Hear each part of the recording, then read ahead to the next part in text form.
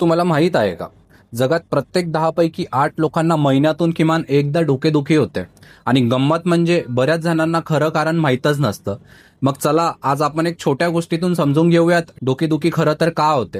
कल्पना करा, सुमित नावाचा एक तरुण ऑफिसमध्ये बसलेला आहे. संपूर्ण दिवस कम्प्युटर समोर फाईल्स मीटिंग्स, अचानक त्याच्या डोक्यात टोचल्यासारखं दुखायला लागतं. तो विचार करतो, ही फक्त थकवा आहे का की काही मोठे प्रॉब्लेम. इथेच आपली गोष्ट सुरू होते. पहिलं कारण म्हणजे स्ट्रेस किंवा ताण. सुमित जास्त काम करतो, झोप कमी घेतो. जेव्हा ताण वाढतो तेव्हा आपल्या मेंदूतले केमिकल्समध्ये बदल होतात. त्यामुळे डोक्याचा स्नायूंवर ताण येतो आणि डोकेदुखी सुरू होते. तुम्हाला आठवतं का, शेवटचा मोठा ताण डोकं दुखलं होतं का? दुसरं कारण म्हणजे झोपेची कमतरता.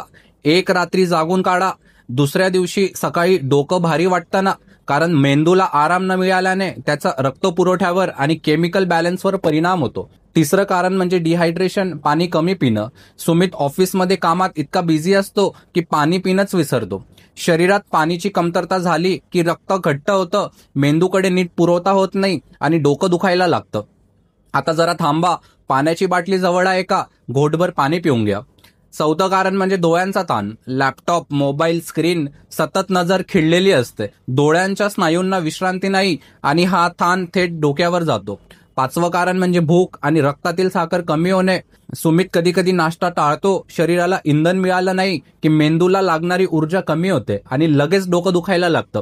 सहावं कारण म्हणजे मायग्रेन सारखे आजार. काही लोकांना ही फक्त साधी डोकेदुखी नसते, त्यांना मायग्रेन असतो. यात प्रकाश, आवाज, वास यामुळे त्रास वाढतो. कधी कधी मळमळही होतं.